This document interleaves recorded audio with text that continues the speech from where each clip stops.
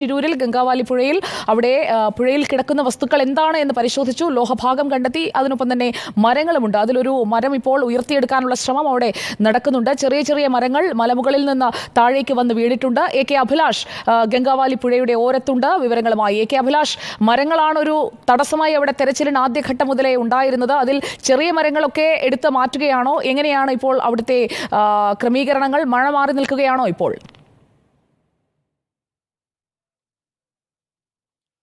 സുജയ, ഇപ്പോൾ മഴ മാറി നിൽക്കുന്നുണ്ട്. നേരത്തെ കനത്ത മഴ പെയ്തിരുന്നു. അതോടുകൂടി തന്നെ ഈ നാവിക സംഘം ഇവിടുന്ന് മടങ്ങുകയും ചെയ്തിട്ടുണ്ട്. അതോടൊപ്പം തന്നെ NDRFും ഇവിടുന്ന് മടങ്ങിയിട്ടുണ്ട്.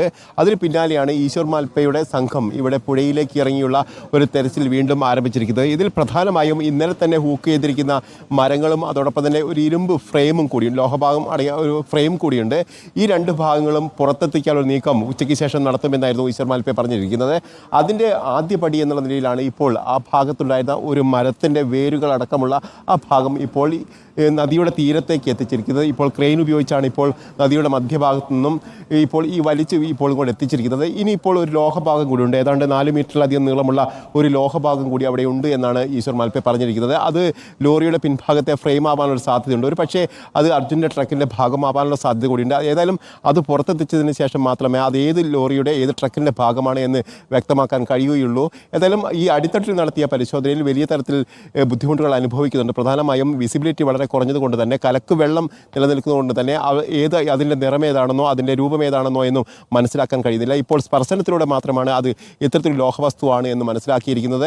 ഏതാണ്ട് 4 മീറ്ററിലധികം നീളം ഇതിനുണ്ട്. ഇളകിക്കിടക്കുന്ന നിലയിലാണ് ഈ വസ്തു ഉള്ളത് എന്നാണ് ഈശ്വർ മാൽപ്പെ പറയുകയും ചെയ്തത്. ഏതായാലും അല്പസമയങ്ങൾക്കകം തന്നെ ആ ലോഹഭാഗം കൂടി പുറത്തേക്ക് എത്തിക്കാനുള്ള നീക്കം നടക്കും.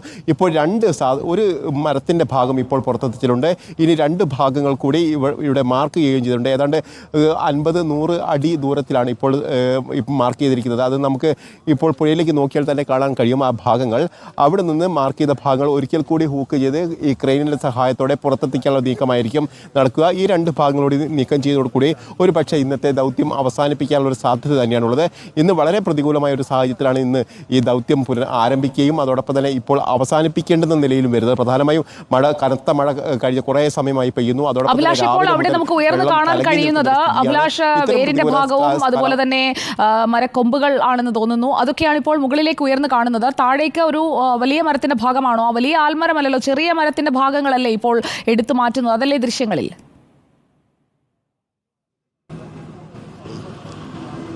ഇപ്പോൾ മരം പൂർണ്ണമായും പുറത്ത് വന്നിട്ടില്ല എങ്കിൽ പോലും അത് ചെറിയ മരമാണ് എന്നാണ് നമുക്ക് മനസ്സിലാക്കാൻ കഴിയുന്നത്. ആൽമരം കുറച്ച് വലുതാണ്. ഇപ്പോൾ തന്നെ ഈ മരത്തിൻ്റെ ഭാഗം വരെ 6-7 മീറ്ററോളം നീളത്തിൽ ഇപ്പോൾ പുറത്തെത്തിച്ചിട്ടുണ്ട്. അത്രയും നീളമുണ്ട് ആ മരത്തിന് എന്നാണ് നമുക്ക് മനസ്സിലാക്കാൻ കഴിയുന്നത്. ഏതായാലും 6-7 മീറ്ററോളം നീളമുള്ള ഒരു ചെറുമരം തന്നെയാണ് അവിടെ എത്തിച്ചിരിക്കുന്നത്. ഇത്തരത്തിൽ മരങ്ങൾ, അതായത് ഇപ്പോൾ മണ്ണിടിച്ചിലുണ്ടായ സമയത്ത് ഈ മലയുടെ ഭാഗത്ത് നിന്ന് നിരവധി മരങ്ങളാണ് ഇത്തരത്തിലും പുഴയിലേക്ക് വീണത്. ഇത് വലിയ തരത്തിൽ തടസ്സം സൃഷ്ടിക്കുകയും ചെയ്യുന്നുണ്ട്. ഈ മരങ്ങൾ മാറ്റിയാൽ മാത്രമേ അവിടെ തെരച്ചിൽ സാധ്യമാവുകയുള്ളൂ എന്നുള്ളതാണ് ഏറ്റവും പ്രധാനപ്പെട്ട കാര്യം. അതിൻ്റെ ഭാഗമായിട്ടാണ് ഇപ്പോൾ പുഴയിലുള്ള അത്തരം മരങ്ങൾ നീക്കം ചെയ്യാനുള്ള നീക്കം നടക്കുന്നത്. ഇതിൻ്റെ ഭാഗമായി ഇപ്പോൾ ഒരു മരം മാത്രമാണ് നീക്കം ചെയ്തിരിക്കുന്നത്. 2 മരങ്ങൾ 2 ഭാഗങ്ങൾ കൂടി ഇപ്പോൾ നദിയിൽ മാർക്ക് ചെയ്തിരിക്കുന്നുണ്ട്. അത് അല്പസമയങ്ങൾക്കകം തന്നെ പുറത്തെത്തിക്കാനുള്ള നീക്കമായിരിക്കും ഇനി നടക്കുക എന്നാണ് നമുക്ക് മനസ്സിലാക്കാൻ കരയിലേക്ക് വന്നപ്പോൾ മാൽപ്പെ പ്രധാനമായും പറഞ്ഞത് അടിത്തട്ട് ഈ കലങ്ങി ഒഴുകുന്നത് കൊണ്ടുള്ള വിസിബിലിറ്റി പ്രശ്നങ്ങളാണ്, കാഴ്ച ശരിയായി കിട്ടുന്നില്ല എന്നുള്ള പ്രശ്നമാണ് പറഞ്ഞത്. ഇപ്പോൾ അതൊക്കെ മാറിയിട്ടുണ്ടോ? മഴ മാറി നിൽക്കുന്നു. ഒപ്പം നേരത്തെ കലങ്ങിയിരുന്ന വെള്ളമൊക്കെ കുറച്ച് തെളിഞ്ഞോ അഭിലാഷ്?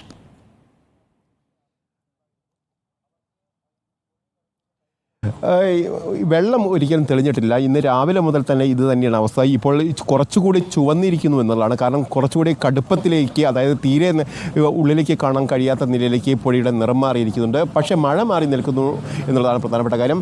അതേ മുകൾ ഭാഗത്തൊക്കെ മഴ പെയ്തതുകൊണ്ട് തന്നെ കൂടുതൽ ഈ കലക്ക് വെള്ളം ഇങ്ങോട്ട് ശക്തിയായി വരികയും ചെയ്തിട്ടുണ്ട്. അതോടൊപ്പം തന്നെ ഇപ്പോൾ മഴയൊക്കെ പെയ്തതുകൊണ്ട് തന്നെ ഈ വെള്ളത്തിൻ്റെ ഒഴുക്കും കുറച്ച് കൂടിയിട്ടുണ്ട് എന്ന് തന്നെയാണ് മാൽപ്പെ പറയുന്നത്. അതും ചെറിയ തരത്തിലുള്ള ബുദ്ധിമുട്ടുകൾ സൃഷ്ടിക്കുന്നുണ്ട് എന്നുള്ള കാര്യം കൂടി നേരത്തെ പറയുകയുണ്ടായി. ഏതായാലും ഇപ്പോൾ അവരുടെ ദൗത്യം, മാൽപ്പയുടെ സംഘത്തിൻ്റെ ദൗത്യം മാത്രമാണ് ഈ പുഴയിലുള്ളത്. അവർ ഇപ്പോഴും ആ ദൗത്യവുമായി മുന്നോട്ട് പോവുകയും ചെയ്യുകയാണ്.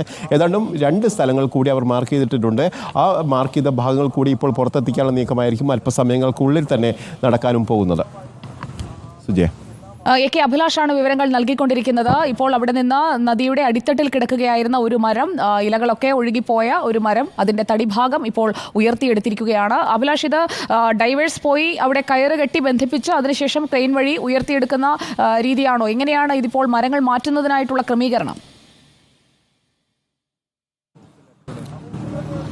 തീർച്ചയായിട്ടും ഇത് ആദ്യം തന്നെ ഈ ഡൈവേഴ്സ് ആ ഭാഗത്തെത്തും. അതിനുശേഷം അവിടെ ആ മരത്തിൻ്റെ സാന്നിധ്യം കണ്ടെത്തിയതിന് ശേഷം ഈ ക്രെയിനുകളുടെ ഉരുക്ക് കേബിളുകൾ ഈ തോണിയിൽ അവിടെ എത്തിച്ചതിന് ശേഷം അവിടെ എത്തിച്ച് 2 ഡ്രൈവർമാർ ചേർന്ന് തന്നെ അവിടെ ഹൂക്ക് ചെയ്തു. ആ ഹൂക്ക് ചെയ്തതിന് ശേഷം പുറത്തേക്ക് വലിച്ചിഴച്ച് കൊണ്ടുപോകുന്ന രീതിയാണ് അവലംബിക്കുന്നത്. അത് ഇന്നലെ നമുക്ക് കാളിനദിയിലൊക്കെ കണ്ട രീതി, അതിന് സമാനമായ രീതിയിൽ തന്നെയാണ് ഈ മരവും ഇപ്പോൾ വലിച്ചിഴച്ച് ഇപ്പോൾ പുഴയുടെ തീരത്തേക്ക് എത്തിച്ചിരിക്കുന്നത്. ഇത് ഇപ്പോൾ പുറത്തേക്ക് എത്തിക്കേണ്ടതുണ്ട്. അതോടൊപ്പം തന്നെ കൂടുതൽ മരങ്ങൾ ആ ഭാഗത്തുണ്ട്. ഈ മരങ്ങൾ തന്നെ ഇപ്പോൾ എത്തിച്ചിരിക്കുന്ന മരങ്ങൾ തന്നെ ഇത് മുകൾ ഭാഗത്തേക്ക് എത്തിക്കാനുള്ള ഒരു പക്ഷേ ചെറിയ ക്രെയിനുകൾ ഉപയോഗിച്ചായിരിക്കും അത് മുകൾ ഭാഗത്തേക്ക് എത്തിക്കാമെന്ന് എനിക്ക് മനസ്സിലാക്കാൻ കഴിയുന്നത്. അത് ഏതായാലും വലിയ ക്രെയിൻ ഉപയോഗിച്ചാണ് ഇപ്പോൾ പുഴയുടെ അടിത്തട്ടിൽ നിന്നുള്ള ഈ മരം പുറത്തെത്തിച്ചിരിക്കുന്നത്. ഏതാണ്ട് 7 മീറ്ററോളം നീളമുണ്ട് ആ മരത്തിന് എന്നാണ് മനസ്സിലാക്കാൻ കഴിയുന്നത്. അതോടൊപ്പം തന്നെ ഇലകൾ കൊഴിഞ്ഞ നിലയിലും അതോടൊപ്പം തന്നെ വേരുകൾ പടർന്നു നിൽക്കുന്ന സ്ഥിതിയിലുമാണ്. ഇത്തരത്തിൽ വേരുകൾ നിൽക്കുന്നതോട് കൊണ്ട് തന്നെ പുഴയുടെ അടിഭാഗത്ത് തെരച്ചിൽ നടത്തുക വളരെ പ്രയാസമേറിയ കാര്യമാണ്. അത് ശരീരത്തിലൊക്കെ കൊള്ളാനും മുറിവേൽക്കാനും ഒക്കെ സാധ്യതയുണ്ട്. അതുകൊണ്ട് തന്നെ ഈ മരങ്ങൾ എടുത്തു മാറ്റിയാൽ മാത്രമേ അവിടെ ഏതെങ്കിലും തരത്തിൽ അടിത്തട്ടിലുള്ള ഒരു പരിശോധന കൃത്യമായ രീതിയിൽ നടത്താൻ കഴിയൂ. അതോടൊപ്പം തന്നെ ഈ ട്രക്കിൻ്റെ സാന്നിധ്യമുണ്ടോ എന്ന് കണ്ടെത്തണമെങ്കിൽ പോലും ഈ മരങ്ങൾ മാറ്റേണ്ടതുണ്ട്. ഒരുപക്ഷെ മണ്ണ് നീക്കം ചെയ്യണമെങ്കിൽ പോലും ഈ മരങ്ങൾ എടുത്തു മാറ്റിയാൽ മാത്രമേ സാധിക്കൂ എന്നുള്ളതാണ് പ്രധാനപ്പെട്ട കാര്യം. അതുകൊണ്ട് തന്നെയാണ് ആ മേഖലയിലെ മരങ്ങൾ ആദ്യം തന്നെ എടുത്തു നീക്കാനുള്ള ശ്രമങ്ങൾ നടത്തുന്നത്. ഈ മരങ്ങൾ കണ്ടെത്തുന്ന ആ സമയത്താണ് ഇപ്പോൾ ലോഹഭാഗം, അതായത് 4 മീറ്ററോളം നീളമുള്ള ഒരു ഫ്രെയിം ഇപ്പോൾ കണ്ടെത്തിയിരിക്കുന്നത്. ആ ഫ്രെയിമും കൂടി ഏതായാലും പുറത്തെത്തിക്കുമെന്ന് ഈശ്വർ മാൽപ്പെ പറഞ്ഞിട്ടുണ്ട്. അവരുടെ സംഘാംഗങ്ങൾ അവിടെയുണ്ട്, 3 ഡ്രൈവർമാരും പുഴയിലുണ്ട്. അതോടൊപ്പം തന്നെ ഈശ്വർ മാൽപ്പെ ഇപ്പോൾ അവർക്ക് വേണ്ട നിർദ്ദേശങ്ങളൊക്കെ നൽകിക്കൊണ്ട് തന്നെ അടുത്ത മരം ഹൂക്ക് ചെയ്യാനുള്ള ശ്രമങ്ങളാണ് ഇപ്പോൾ നടത്തുന്നതെന്നാണ് മനസ്സിലാക്കാൻ കഴിയുന്നത്. AK അഭിലാഷാണ് വിവരങ്ങൾ നൽകിക്കൊണ്ടിരിക്കുന്നത്. അഭിലാഷ്, ഇതേ രീതിയിലുള്ള എത്ര മരങ്ങൾ അതിനുള്ളിൽ ഉണ്ടാകും എന്നാണ് ഈശ്വർ മാൽപ്പയൊക്കെ സംസാരിക്കുമ്പോൾ പറയുന്നത്?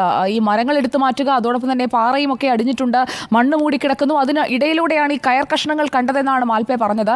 ട്രക്കിലേക്ക് എത്തിക്കാൻ അല്ലെങ്കിൽ ട്രക്കാണെന്ന് ഉറപ്പിക്കാൻ അനുകൂലമായ ഒരു വിവരം നമ്മുടെ മുന്നിലുള്ളത് ഈ 4 മീറ്റർ നീളമുള്ള ലോഹഭാഗമാണ്. അത് എടുത്തു മാറ്റുന്നതിൻ്റെയൊക്കെയുള്ള ക്രമീകരണങ്ങൾ എങ്ങനെയായിരിക്കും? ഡ്രഡ്ജിങ്ങിന് ശേഷമായിരിക്കുമോ? അവിടേക്ക് എങ്ങനെയൊക്കെ ആയിരിക്കും ഇനിയുള്ള തെരച്ചിൽ മുന്നോട്ട് പോവുക? ഇന്നത്തെ തെരച്ചിൽ അവസാനിപ്പിക്കുമ്പോൾ നാളെ എങ്ങനെ എന്നത് വ്യക്തമായോ?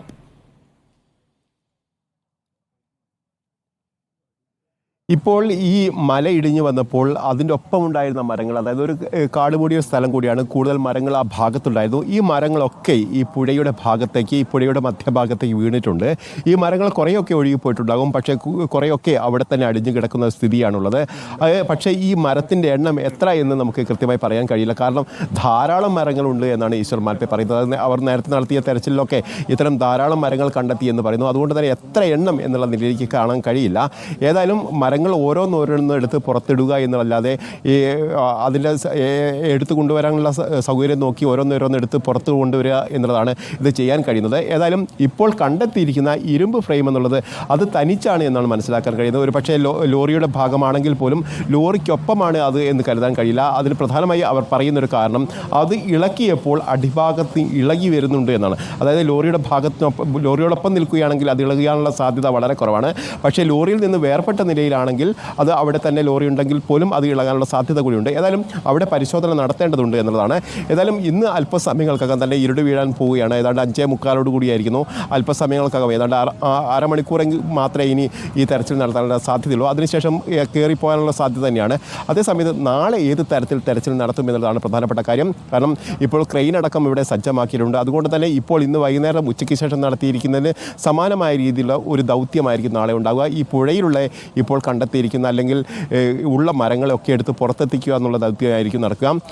നേരത്തെ തന്നെ പറഞ്ഞു കഴിഞ്ഞു, ഡ്രഡ്ജർ അടക്കമുള്ള സംവിധാനങ്ങൾ എത്തണമെങ്കിൽ തിങ്കളാഴ്ചയോ ഒരു പക്ഷേ ചൊവ്വാഴ്ചയോ ആകും. അതിനുശേഷം അത് ഇവിടുന്ന് അസംബിൾ ചെയ്യണമെങ്കിൽ പിന്നീടും 2-3 ദിവസങ്ങൾ കഴിയും. അങ്ങനെയാണെങ്കിൽ അത് അടുത്ത ആഴ്ച അവസാനത്തോടു കൂടി മാത്രമേ ഡ്രഡ്ജർ ഇവിടെ പൂർണ്ണ തോതിൽ പ്രവർത്തിപ്പിക്കാൻ കഴിയൂ. അതുവരെയുള്ള സമയമുണ്ട്. ആ സമയങ്ങളിലൊന്നും ഈ ദൗത്യം അവസാനിപ്പിക്കുന്നില്ല, നിർത്തിവെക്കുന്നില്ല എന്നാണ് നമുക്ക് മനസ്സിലാക്കാൻ കഴിയുന്നത്. നാളെയും ദൗത്യം തുടരും. ഈ രീതിയിലൊരു ദൗത്യമായിരിക്കും. പ്രത്യേകിച്ച് ഈ ഭാഗങ്ങളിലൊക്കെ പോയി മരങ്ങൾ കണ്ടെത്തി അതിന് ഹൂക്ക് ചെയ്ത് പുറത്തെത്തിക്കാനുള്ള നീക്കം തന്നെയായിരിക്കും നടക്കുക. കൂടുതൽ ദിവസങ്ങൾ ഇതിന് വേണ്ടി വരുമെന്നുള്ളതാണ്.